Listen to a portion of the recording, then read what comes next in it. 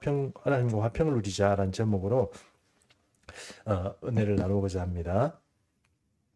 로마서는 조금 이제 로마서의 어떤 형식을 조금 먼저 좀 얘기를 하면 변증법적으로 쓰여졌다 이렇게 말합니다. 변증법.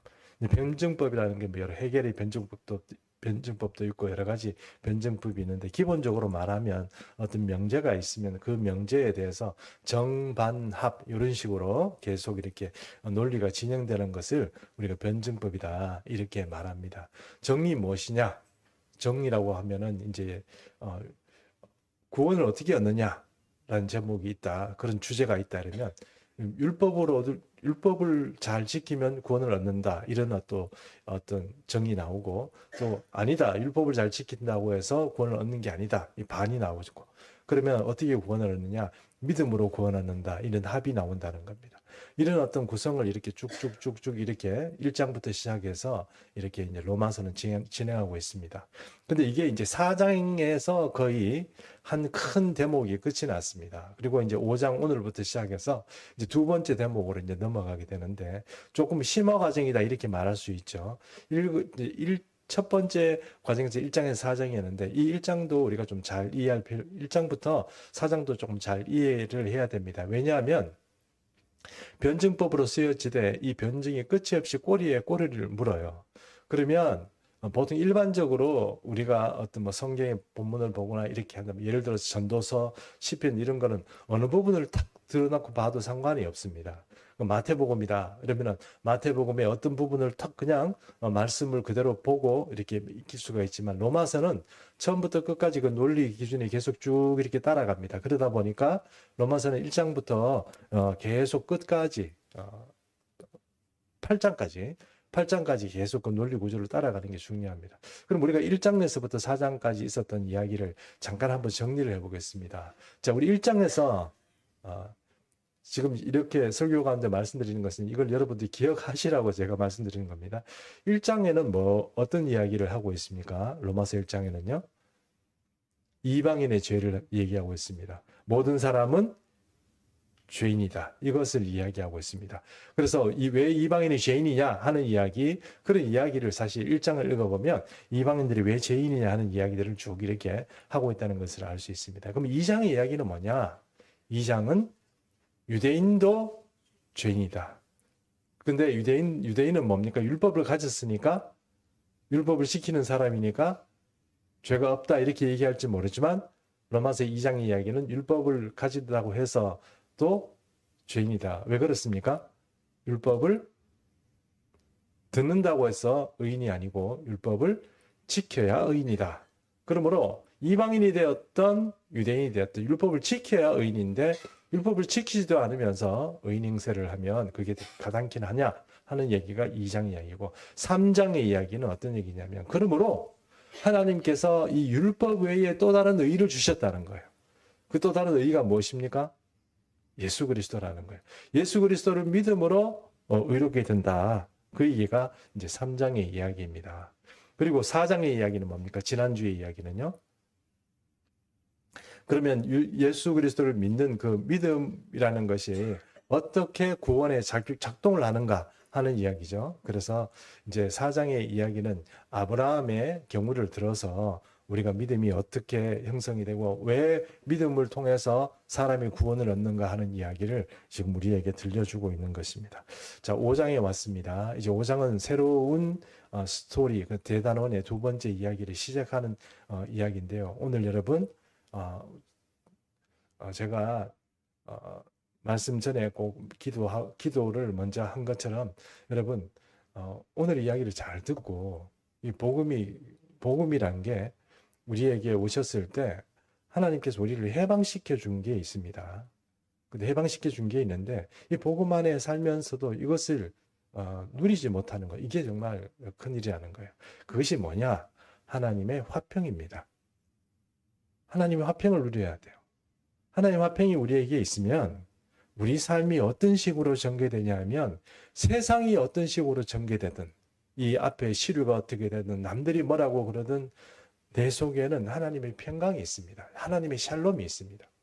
그 샬롬을 하나님께서 우리에게 주셨는데 어떻게 주셨느냐? 예수 그리스도께서 십자가에 못 박혀 돌아가심으로 그것을 우리에게 주셨어요. 그러므로 예수님이 죽으신 그 사실이 우리가 믿어지고 그것이 우리에게 효험이 된다고 믿는 사람에게는 하나님의 샬롬이 우리에게 있는 거예요. 근데 그 샬롬을 누려야 하는 게 뭡니까? 성도의 정당한 권리고 그게 복음입니다. 그게 믿는 거예요. 그거 믿는 겁니다, 여러분. 우리가 그걸 믿는 거예요. 그런데 믿는다고 하면서 하나님의 샬롬을 못 누린다? 그건 여러분 제대로 믿는 게 아닙니다. 그러면 여러분 그거부터 우리가 먼저 해결해야 되는데, 그래서 사도 바울은요 5장을 시작하면서 그럼 구원을 얻었다는 게 뭔가 하는 것을 설명하는 그 첫 번째 사건으로서 우리에게 하나님과 화평을 누리자 하는 것을 지금 설명하고 있는 것입니다. 그래서 오늘 이 본문들을 통하여서 하나님과 화평을 누리는 게 뭔가 하는 것들을 우리가 좀 먼저 좀 살펴봤으면 좋겠습니다. 첫 번째 1절 한번 보겠습니다. 1절 우리 같이 읽습니다. 시작. 그러므로 우리가 믿음으로 어렵다 하심을 받았으니 우리 주 예수 그리스도로 말미암아 하나님과 평을 누리자. 화평이라는 것이 이제 팍스라고, 그 라틴어로 얘기하면 팍스라고 얘기하는데요. 하나님과 우리 사이에 어떤 하나님과 우리 사이에 놓인 어떤 것도 이렇게 다 제거된 상태에서 하나님과 교통하는 거예요. 왔다 갔다 한다는 얘기입니다. 어떤 게 있을까요? 하나님과 우리 사이를 가로막는 게 어떤 게 있습니까? 아니, 다른 사람들 얘기하지 말고, 논리적인, 교리적인 얘기하지 말고, 여러분과 하나님 사이에는 뭐가 가로막혀 있어서 지금 하나님과 대화하고 왔다 갔다 하는 게 어렵습니까? 제 생각에는 감정적인 찌꺼기 같아요. 어떤가요? 감정의 찌꺼기. 처음 우리 대부분의 사람들이 하나님의 처음 경험했을 때 얼마나 큰 은혜를 받았어요. 막 세상을 날아가는 것 같지 않아요? 저도 그런 경험이 있거든요. 세상에 날아가는 건데 내 어깨에 있던 짐들이 막 날아가는 것 같아요. 날아가 버리고 없는 것 같아요. 뭐 시원하고 청량한 바람이 내 가슴 속으로, 내 삶으로 막 불러오고, 내 삶은 막 희망과 어떤 뭐 즐거움과 어떤 샘솟는 어떤 기쁨 같은 것들이 스프링쿨러가 밑에서 위를 물쫙 뿜은 같이 뭔가 이것이 속에서 팍 나가는 그런 느낌이 막 들어요. 그 느낌이 어느 순간 사라지게 되는데, 그것이 뭐 때문에 그렇습니까? 살면서 자꾸 주님과 이 감정적인 찌꺼기 같은 것들이 자꾸 막고 있는 거예요. 죄를 지어서도 그럴 수 있고, 뭔가 세상에 자꾸 주님이 보시기에는 탐탁지 않은 그런 세상을 향하는 마음들이 있을 수도 있고, 엄란한 마음들, 탐욕들, 거짓말하는 것들, 뭐 이런 것들이 자꾸, 이런 감정적인 것들이 뭐 너 나쁜 놈이야, 나쁜 짓 했어, 이런 것보다는 사실 우리 속에 너무너무 이렇게 우리 속을 괴롭히는, 조금 뭐 전문 용어로 얘기해서 경상도 전문 용어입니다. 황치를 해놓은 거예요. 우리 속이 그런 거예요. 그러니 여러분 너무 복잡하고 주님과 만나서 교통하는 게 여간 어렵지 않아요. 너무 복잡해요. 황치를 해놓은 거. 그 황치는 여러분 온갖 걱정과 염려와 두려움 같은 것들이, 마귀가 들어와서, 귀신들이 들어와서 해놓은 것도 있고, 내가 내 욕심 따라서 해놓은 것도 있고, 그런 감정의 찌꺼기들이 다 남아 있는 거예요. 그것들이 여러분 마치 철사간에 막 꺾여가지고 실타래가 얽혀 있는 것처럼 주님과 내 사이에 그게 딱 놓여 있는 거예요. 그래 여러분, 우리가 구원받고 천국 간다고 말하지만 우리가 지금 이 세상에서부터 천국을 누리게 하고 살아가야 되는데 그게 안 되는 거예요. 주님께서 죽으신 것도 사실이고, 그래도 우리의 모든 것들을 다 감당하시고 죽었습니다.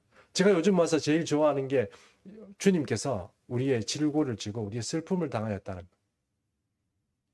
질고는 뭡니까? 우리의 질병을 지셨다는 거고, 슬픔은 뭡니까? 우리 인생 살아가면서 겪게 되는 여러 가지 슬픔, 눈물 흘릴 이 모든 일들을 주님께서 담당하셨다는 거예요. 그러므로 우리가 오늘 여기서 말하고 있는 것처럼 화평을 누려야 되는데 화평을 못 누린다는 거예요.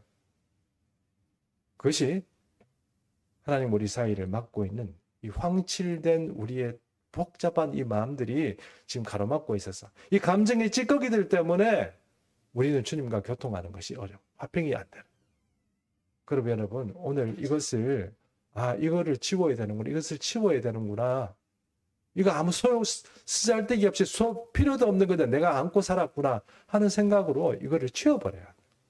목사님 그거 치우기 쉬워요? 이렇게 말할지 모르지만 안 되면 기도해야죠. 주님 이것을 치워주십시오. 이렇게 기도하셔야죠. 제가 술을 어떻게 끊은지 얘기를 하게 되면 저는 술, 담배 하지 않습니다. 저는 과거에는 했습니다. 근데 그거 어떻게 끊었냐고 물어보시면 저도 정말 고생 많이 했거든요. 안 끊어지는 거예요. 알코올 중독이 쉽게 끊어집니까? 안 끊어집니다. 마약 중독이 쉽게 끊어집니까? 안 끊어집니다. 근데 어떻게 끊어져요? 뭐 여러 가지 치료 프로그램을 통해서 끊어질 수 있겠지만 제가 아는 한 많은 경우 저도 마찬가지고 또 많은 그리스도인이 어떻게 끊었느냐? 주님 앞에 기도하다가 끊었어요. 순간적으로 끊어져요. 그런 은혜가 있는 것처럼 여러분 이런 어떤 감정의 찌꺼기들을 가지고 내 마음이 너무 복잡하고 사는 게 골치 아프고 힘들면 주님 앞에서 기도하세요. 이거 좀 치워주세요 라고 해야죠. 우리를 위해서 목숨도 주셨는데 우리를 위해서 목숨도 주셨는데 주님께서 그 사랑하는 자녀의 어떤 기도를 안 들으시고 그거 못 치워주시겠어요? 하나님은 그만큼도 안 믿으세요? 계속 그렇게 끌어안고 살라고 그렇게 작정하셨어요? 평생 동안? 그걸 치워야 되는 거예요. 그래야 화평이 있는 거예요. 그래야 피스가 있는 거예요. 우리가 오늘 말하는 샬롬, 예수님이 평강의 왕이신 샬롬이 그렇게 그래서 있다는 겁니다. 이것을 누가 가져오셨느냐? 예수님이 가져오신 겁니다. 예수님이 우리를 위해서 대신 지시고 예수님이 우리를 위해서 주신 거예요. 그래서 우리는 당연히 예수님의 십자가의 은혜를 입는다면 우리는 반드시 그 안에서 아버지 안에서 하나님이 주시는 이 화평을 누릴 수 있게 되는 것이 우리에게 정당한 권리가 되어 있는 것입니다. 못 누리는 게 이상합니다. 못 누리는 거는 여러분 예수 안 믿는 거하고 똑같습니다. 세상 사람들이 예수 믿지 않는 사람은 이 화평을 누릴 수 없습니다. 세상이 주는 화평만 있을 수 있어요. 세상이 돈이 주는 아니면 지위가 주는 아니면 가족이 주는 인간관계가 주는 여러 가지 화평을 누릴 수는 있지만 세상이 줄 수 없는 이 화평을 누릴 수는 없습니다. 이것은 그리스도를 통하여서만 누릴 수 있는 절대적인 화평입니다. 아론의 그 축도에 이런 게 있죠. 제가 여러분 마지막 예배 마지막에 축도를 하는데 아론의 축도를 하지 않습니까? 아론의 축도 보면 이런 게 있습니다. 야엘 아도나이 파나베 엘레카 베후네카 샬롬 이렇게 제가 축도를 합니다. 여기는 야엘이란 말은 어떤 거냐면 야엘이란 말은 고기를 드세요 이런 뜻입니다. 야엘 고기를 드세요. 아도나이 이거는 이제 히브리 말로 하면 주인이라는 뜻인데 원래 야훼입니다. 야훼란 말이 나오면 히브리인들은 무조건 아도나이 이렇게 말하거든요. 야훼는 이름을 겁이 나서 그렇게 말합니다. 야엘 아도나이 파나브 엘레카 파나위브라는 것은 얼굴을 말하는 거고 얼굴에 엘레카는 향하여 이런 뜻입니다. 너를 향하여 얼굴을 들어서 고개를 들고 여호와여 고개를 들고 이 이스라엘 백성들을 향하여 고개를 들고 이 이스라엘 백성들을 향하여 베하셈 레카 샬롬 있을지어다라고 말하세요. 뭐라고? 샬롬이라고 평강이 있을지어다. 이렇게 말하면 여호와께서 이 아론의 축도를 들고 이스라엘 백성들에게 뭘 주신다고요? 샬롬을 주시라. 내가 그들에게 복을 주시리라. 샬롬을 주시리라. 이렇게 말씀하고 있는 것이 아론의 축복입니다. 하나님은 여러분에게 저주를 주고 싶어 하지 않습니다. 착각하지 마세요. 내가 복잡한 거지 하나님이 복잡하지는 않아요. 자꾸 하나님이 어떻게 하실까? 하나님이 나를 싫어하실까? 나를 미워하실까? 내게 벌 주지 않으실까? 내가 이런 식으로 살아가면서도 맨날 주님 앞에 나가서 주님 저 용서해 주시고 좀 복 좀 주세요 이렇게 하면 주실까? 안 주실까? 뭐 아이고 이 좀 더 뭐 더 설명을 해서 뭐 가져가야 되나? 뭐 아니면은 뭐 헌금을 해야 되나? 그런 복잡한 생각하지 마시고 그냥 나가시라고. 예수 그리스도께서 다 감당하신 문제를 가지고 그걸 왜 여러분들이 붙잡고 여러분이 감당도 안 되는 걸 붙잡고 지금 살아가냐. 하나님 안에 은혜 가운데서 복을 누리며 살아야 되는데 왜 그렇게 사시냔 말이에요. 제가 개척을 하고 우리 교회를 개척하고 나니까 상처를 입은 거지.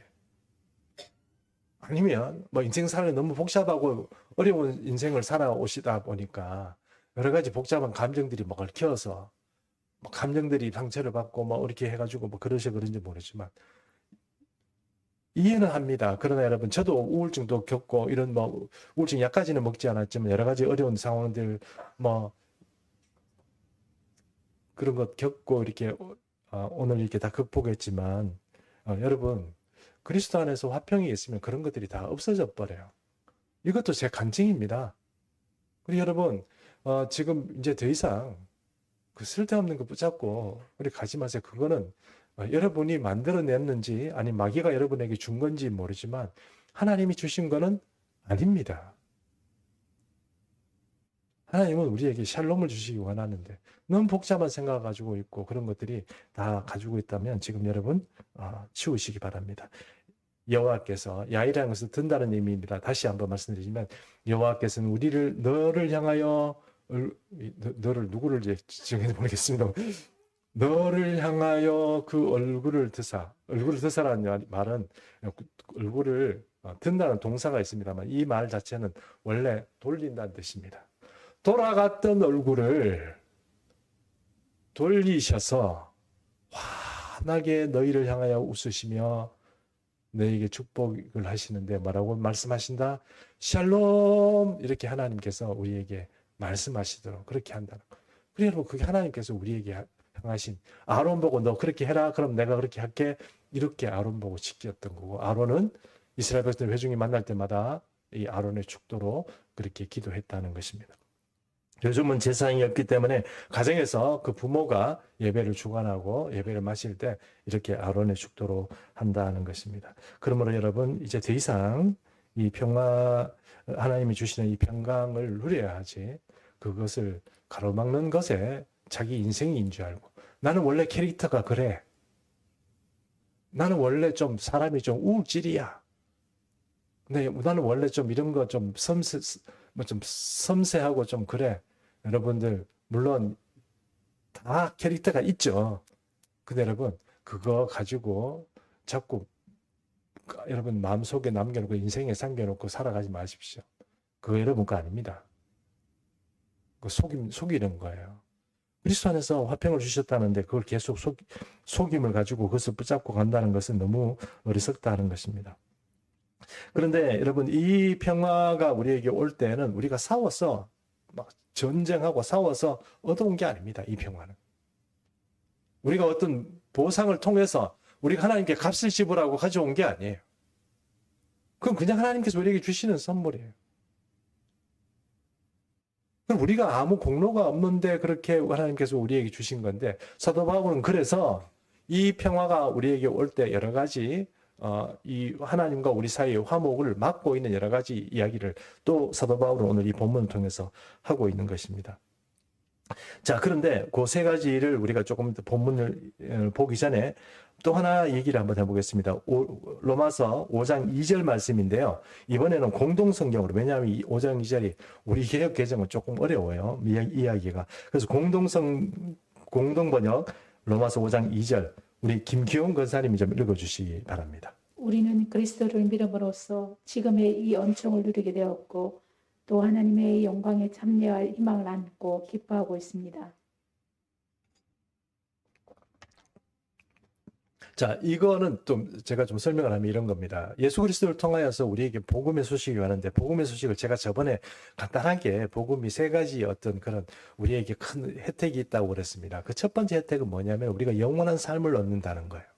영원한 구원을 얻는 거. 구원 얻는다는 것 자체가 영원한 삶은 죽음에 맛보지 아니한 삶, 이런 삶입니다. 죽어도 부활하고 살아서 영원히 사는 것, 이것이 바로 우리가 가지게 된 큰 복입니다. 두 번째 복은 무엇입니까? 우리가 죄인인데도 어떻게 해요? 상속자가 되는 거예요. 죄인인데도 모든 죄를 주님께서 다 감당하시고 살려주시는 것이 두 번째입니다. 세 번째, 저는 이게 좀 사람들이 약하다고 생각하는데, 약하다는 말은 어떤 면에서 약하냐면 잘 뭐라고 할까, 좀 이해를 잘 안 한다고 할까요? 그런 게 있는 것 같아요. 그게 뭐냐 하면은 바로 오늘 이 본문이 말하고 있는 것처럼 하나님의 영광을 누리는 거예요. 우리가 이 세상 살면서 뭐 누린다고 얘기할 수 있는 거 있잖아요. 뭐 복을 누린다, 아니면은 뭐 어떤 그 권세를 누린다, 뭐 이렇게 누린다고 하는 거, 그것은 뭡니까? 거기서 뭔가 떵떵거리고 살고 편안하게 살고 뭔가 이렇게 그런 안락한 삶을 살 수 있는 거잖아요. 근데 이게 이 세상에서는 어떨지 모르지만 하나님 앞에 갔을 때는 그것은 하나님의 영광, 하나님께서 우리를 위해서 혹은 하나님의 것으로 우리가 누릴 수 있도록 해주는 것, 이게 복음이에요. 다른 말로 하면 예수 그리스도가 누려야 될 거를 예수 그리스도께서 우리로 누리게 허락해 주시는 것이, 오픈되는 것이 뭐예요? 이게 복음이에요. 우리가 살아온 것도 아니고 우리가 알고 있는 이 한계를 훨씬 뛰어넘어서 있는 좋은 것들, 그런 것들, 하나님의 영광스러운 것들을 누리게 할 수 있는 것, 그것이 복음이라는, 그걸 우리를 뭐라고 얘기하느냐? 소망이라고 얘기한다는. 소망, 천국 소망. 천국 소망은 단순히 천국 가서 우리가 지옥 가지 않고 하는 그런 소망일 수도 있지만, 이 소망은 하나님의 것을 누리게 할 수 있는 그 허락이 오픈되는, 퍼밋되는 거, 그것이 뭐예요? 복음이라는 거예요. 예수 그리스도의 죽으심이 바로 이 세 가지를 우리에게 주는 거예요. 지금 우리는 이 두 가지를 해결했으니까 세 번째 뭐예요? 이거 중요하죠. 이거를 좀 우리가 알면은 사도 바울처럼 미친 듯이 자기 인생을 투자할 텐데 이게 안 미쳐지는 거예요. 왜요? 의심스러우니까. 그걸 잘 모르니까 안 하는 거예요. 자, 5장 2절의 말씀은 사도 바울은 그것을 지금 이야기하고 있습니다. 그리고 5장 3절부터 5절까지 말씀 우리 한번 같이 교독할 텐데요. 5장 3절 제가 읽겠습니다. 다만 이뿐 아니라 우리가 환난 중에도 즐거워하나니 이는 환난은 인내를, 인내는 연단은 소망을 이루는 줄 알미로다. 자, 5절 함께 읽습니다. 소망이 우리에게 부끄럽지 아니하면 우리에게 주신 성령으로 말미암아 하나님의 사랑이 우리에게만 부은 되니. 사도 바울이 왜 갑자기 환난 얘기를 하느냐, 화평 얘기를 하는데 왜 환난 얘기냐 하냐면은, 여러분, 하나님께서 주시는 이 화평이 우리에게 있다고 해서 우리 인생에 환난이 없느냐, 질병이 안 걸리느냐, 뭐 그렇진 않아요. 물론 질병을 치료하고 환난을 기도하는 가운데 하나님의 특별한 은혜 가운데 넘어가기도 하지만, 어떤 경우는 예수 믿는다는 것 때문에 환난을 당하는 경우도 있죠. 그렇지 않습니까? 네, 요즘 사회에 나가보면, 어제 우리 교회에 교회학교 애들 2명이 토요일 날 놀러 왔어요. 목사님, 밖에 놀 데가 없어요. 이러면서 우리 교회에 왔으면, 와가지고 이제 친구 하나 데리고 왔어요. 친구 데리고 와가지고, 아유, 그래, 너는 교회 다녀. 이러니까, 뭐, 다녔는지 안 다녔는지, 뭐, 제가 자꾸 교회 다녔나 이래 물어보니까, 다른 교회 다닌다고 거짓말 하려고 그랬는 것 같아요. 그래, 뭐, 교회 다닙니다. 어느 교회 다니냐 이러니까 말을 못 하잖아요. 그래가지고 엄마가 교회 가지 말라고 그랬어요. 막 이러는 거예요. 그래가지고, 야, 너희 엄마가 교회를 잘 모르셔서 그래. 막 이렇게 막 얘기하다가 치웠는데, 좀 분한 생각도 들더라고요. 교회까지 와가지고 같이 놀러 왔으면서, 목사가 와서 그래, 뭐 어디 교회 다니냐 이러면 뭐 얘기 좀 하고, 그럼 다음 주에 한번 와볼까요? 뭐 이런 식으로 얘기해줘야 목사 마음이 깊을 텐데, 그런 거 전혀 없이, 나오지 말라고 그랬어요. 그러면 이런 식으로 막 이렇게 버티니까 조금 이렇게 기분이 좀 별로 좋지는 않았습니다. 이게 세상에 지금, 우리 교회를 향한 생각이고 그런 태도입니다. 엄마들은 가지 마라. 애들은 가고 싶어서 얘기할까요? 엄마 핑계 대고 안 오는 거예요. 자, 어쨌든 교회가 그렇게 옛날에는 엄마들이 가정이나 이런 데서 이렇게 교육하기 힘들고 이러기 때문에 교회를 보냈습니다. 엄마들이. 저희 어머니도 그런 생각을 하고 교회를 보내고, 그래가지고 제가 이제 오늘 목사까지 되었지만, 요즘 사람도 어떻습니까? 밖에서 충분히 교육받을 수 있고, 충분히 가정에서 잘 먹일 수 있고 이런데 교회를 왜 보내냐, 이런 생각하는 거예요. 그렇죠? 근데 사실 중요한 것을 놓치고 있습니다만, 어쨌든 세상 사람들은 우리가 지금 누리고 있는 이런 화평에 대한 어떤 그런 그림들을 잘 가지고 있지 않습니다. 그러다 보니 세상 살아가는데 너도 환난당하고 나도 환난당하고 예수 믿어도 환난당하고 예수 믿어도 뭐 부해지고 복 받는 게 잘 안 보이는데 뭐하러 그 교회 가서 교회 가면 밥 나오냐, 뭐 이런 식으로 얘기할 수밖에 없는 겁니다. 그래서 요한복음 16장 33절 말씀 우리가 같이 한번 합독했으면 좋겠습니다. 요한복음 16장 33절 같이 읽습니다. 시작. 이것을 너희에게 이르는 것은 너희가 내 안에서 평안을 누리게 하려 함이라. 세상에서는 너희가 환난을 당하나 담대하라. 내가 세상을 이겼노라. 자, 예수 믿는 사람이 가지는 이 화평은요, 강력한 힘이 있습니다. 다시 말씀드릴까요? 화평은 부드럽고 소프트하고 뭔가 물렁물렁하고 말캉말캉하고 막 그래야 되잖아요. 그런데 예수 믿는 이 화평은요, 강력한 힘이 있습니다.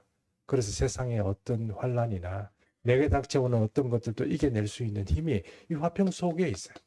그래서 예수 그리스도 이것은 누가 주느냐? 예수님이 지금 방금 말한 것처럼 평강의 왕인 예수님이 내가 너희에게 뭘 준다고요? 평강, 화평을 준다. 이 평강이나 화평이 똑같습니다. 평화나 화평이나 거꾸로 글자만 바꾸는 겁니다. 똑같은 얘기입니다. 이걸 주님께서 주시는데 이 평화를 가지면 세상에서 너희가 환난을 당해도 담대해야 됩니다. 해라는 게 아니고 담대할 수밖에 없습니다. 겁이 안 나니까요. 겁이 안 나니까요. 두려움이 없어지니까요. 이길 수 있는 힘이 거기에서 비롯되는 거예요. 주님께서 우리에게 주시는 이 평강 가지고 있으면 세상이 어떻게 돌아가든 전쟁이 되든 소요가 되든 뭐 여기서 폭도들이 설치든 말든 어떻게 해요? 하나님 주시는 별도 평강이 있는 거예요. 나의 생명은 나의 모든 존재 가치는 세상이 가지고 있는 것이 아니고 상관없이 하나님께서 주관하신다. 주님께서 통치하신다. 나는 주님의 은혜 가운데 있다. 이게 하나님이 주시는 화평이에요. 이 화평을 가지게 될 때 세상 들어가는 환란이 되었던 환란이 그리고 그런데 사도 바울이 얘기하는 이야기는 이런 얘기입니다. 환란이 있으면 그것 겪다 보면 인내가 있고 인내가 있으면 그것이 연단이 되고요. 스킬 벌어진다는 거예요. 잘 다룰 수 있고 환란을 다룰 수 있는 그런 실력이 되고 그런 것들이 결국은 소망을 굳게 만들어준다. 우리가 소망의 사람 만들어준다. 그런 얘기입니다. 환란이 있으면 걱정하지 마라. 왜 우리 속에서 환란이 있냐. 그런 얘기 묻지도 마라. 그냥 그 속에서 견디고 훈련되다 보면 내가 믿음의 사람으로 소망의 사람으로 살아가게 된다. 그거는 주님이 주시는 화평의 사람이다. 그거를 지금 얘기하고 있는 거예요. 자, 그래서 또 그러면 우리가 이 화평을 주님께도 예수 그리스도를 통하여서 하나님부터 받는데 시간이 벌써 조금 많이 지나네요. 제가 오늘 좀 흥분해서 죄송합니다. 세 가지를 우리에게 말씀하고 있습니다.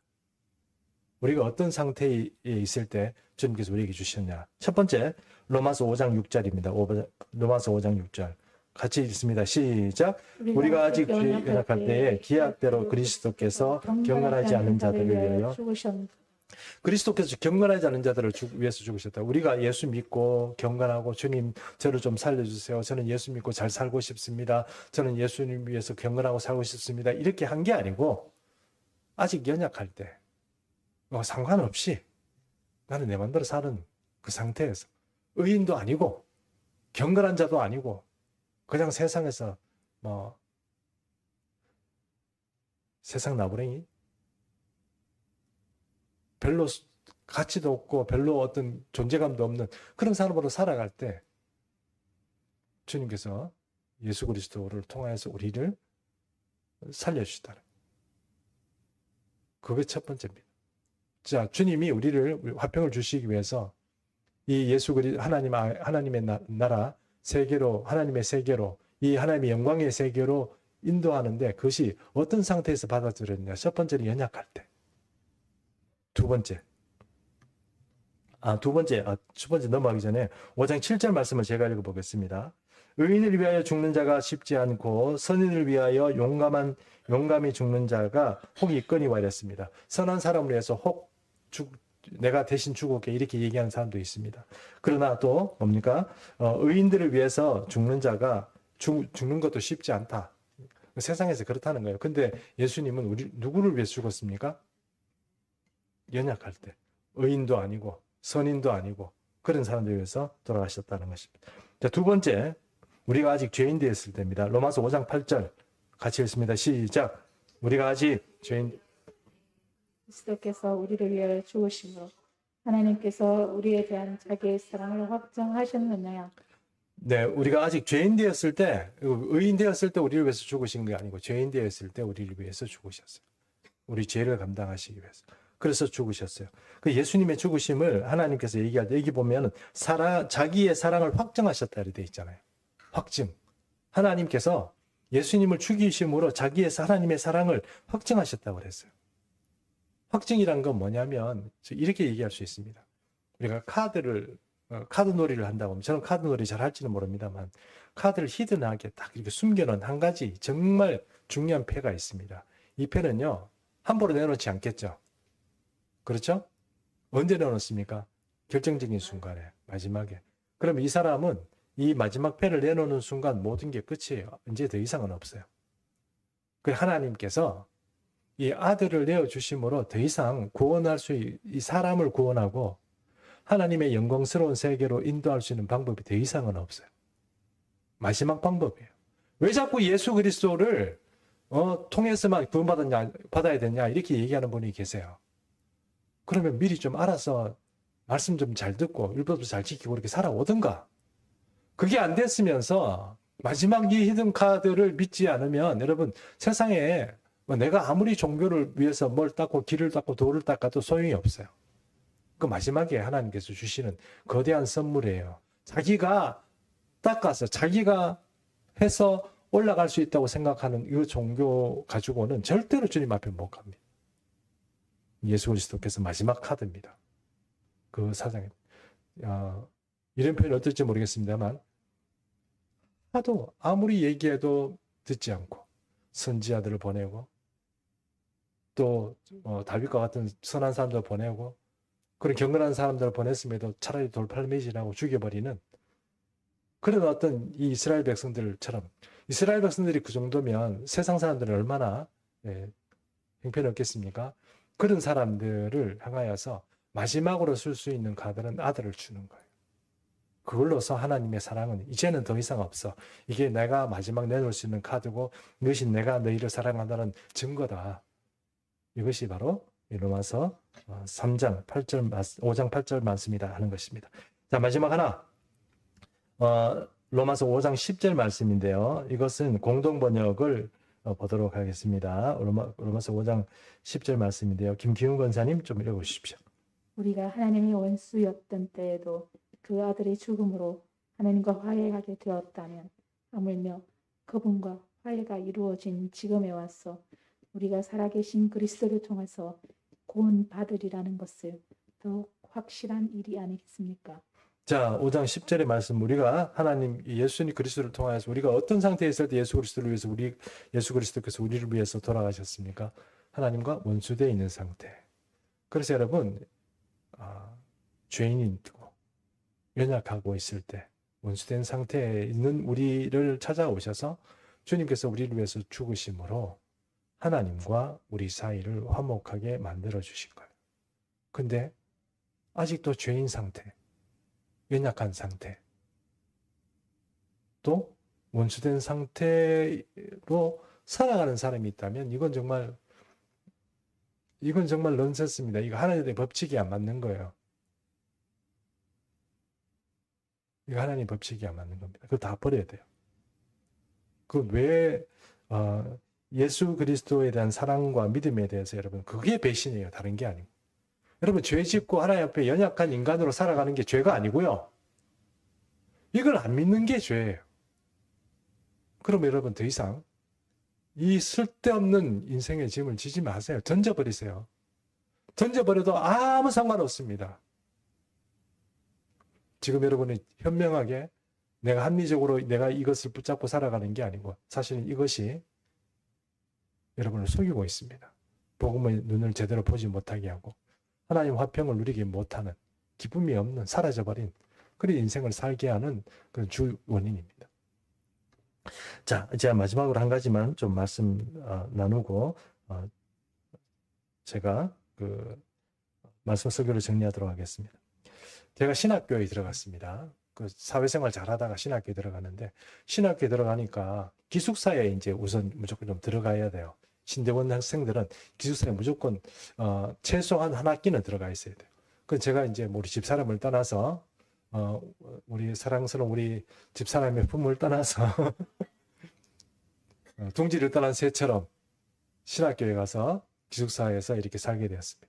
기숙사에 있으니까 저녁 시간 되니까 이제 저는 나이가 좀 많은 편이잖아요. 나이가 많아서 신학교에 들어간 거잖아요. 할 일이 없는 거예요. 젊은 애들은 게임도 하고 뭐 젊은 신학 전도사님들 게임 다 합니다. 게임하고 뭐 놀고 뭐 이렇게 막 서로 뭐 하기도 하고 이러는데 저는 이제 별로 할 게 없잖아요. 그렇다고 대부분 연세가 많은 분들하고 뭘 또 하기도 곤란하고. 그래서 할 게 뭐냐? 기도밖에 없는 거예요. 그래가지고 그 신학교에 있는 기도실에 가서 제가 이제 매주가 아니고 매일 신학교에서 있을 때, 기숙사에 있을 때 저녁에 가서 기도하고 막 들어오고 기도하고 들어오고. 그러면 여러분 신학교 가면 다 기도하는 것 같지만 기도한 사람은 한정적입니다. 제가 겪어보니까 기도 안 하는 목사님들 많아요. 그 목사님들 중에 이제 얼굴이 이제 익은 목사님들하고 친하게 지내고 뭐 이렇게 했습니다. 근데 어느 순간 이런 생각이 드는 거예요. 주님, 제가 이렇게 하나님의 길을 쫓아가고 이렇게 주님 앞에 와서 이렇게 기도하고 주님의 은혜 가운데 살아가는 것, 이거 주님 어떻게 생각하세요? 저를 어떻게 생각하세요? 저를. 그걸 확인하고 싶은 거예요. 여러분,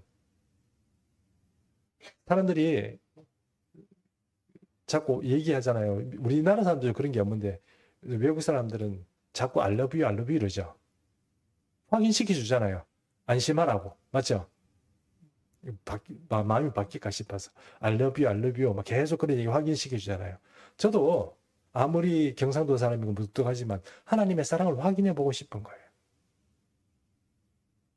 성경을 통해서 오늘 우리가 방금 본 것처럼 우리가 연약할 때, 죄인일 때, 원수일 때 우리를 사랑했다고 하지만 그게 나한테 크게 뭐 내 속에 진짜 사랑으로 꽉 차는 어떤 그런 것으로 느끼지 않잖아요. 우리가 그렇잖아요. 설교 한번 듣고 막 은혜 받아가지고 막 눈물 흘리고 와, 내가 하나님이 나를 이렇게 사랑하시는구나 바뀌면 좋겠지만 그게 잘 안 되잖아요. 저도 마찬가지거든요. 주님 앞에 나가서 기도하면서 이렇게 기도했습니다. 하나님, 주님께서 나를 사랑하신다는, 나를 어떻게 생각하시냐는 그 증거를 한번 오늘 말씀을 통해서 저한테 얘기해 주세요. 뭐 저한테 몇 장 며칠 읽어봐라. 뭐 아니면 I love you 말하는 것처럼 하나님께서 그 사랑을 내가 듣는 것을 한번 들어봤으면 좋겠다. 이런 생각이 들었어요. 그래서 하나님 제게 말씀을 주십시오. 말씀을. 그렇게 딱 얘기했더니 하나님께서 갑자기 제 마음에 스바냐 3장 17절 이렇게 떠오르는 거예요. 네? 스바냐 3장 17절요? 그런데 제가 성리책을 딱 뒤지려고 그러다가 제가 이렇게 하나님께 다시 얘기했습니다. 주님, 혹시 이거 내 마음에 생각하는 것일 수도 있잖아요. 그러면 이 스바냐 3장 17절에 어떤 내용이 있는지 제가 먼저 깨달을 수 있도록 하시고 성경을 찾겠습니다. 그러면 확실히 하나님께서 내게 이런 어떤 메시지를 주는 건 아니겠습니까? 이러고 있으니까 갑자기 제 마음에 이런 찬양이 떠오르는 거예요. 너의 하나님 여호와가 너희 가운데 계시니 그는 구원을 베푸실 전능자시라. 그가 너로 인하여 기쁨을 이기지 못하시며 너를 잔잔히 사랑하시며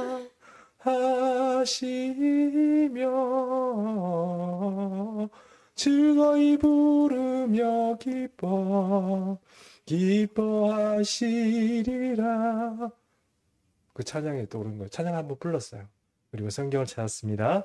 스바냐 3장 17절 말씀 우리 같이 합동합니다. 이게 마지막 성경 구절입니다. 읽습니다. 시작. 너희 하나님 여호와가 너희 가운데 계시니 그는 구원을 베푸실 전능자시라. 그가 너로 말미암아 기쁨을 이기지 못하시며 너를 잠잠히 사랑하시며 너로 말미암아 즐거이 부르며 기뻐하시리라. 여러분, 하나님은 여러분이 생각하고 상상하는 것보다 훨씬 더 여러분을 사랑합니다. 훨씬 더 여러분을 생각합니다.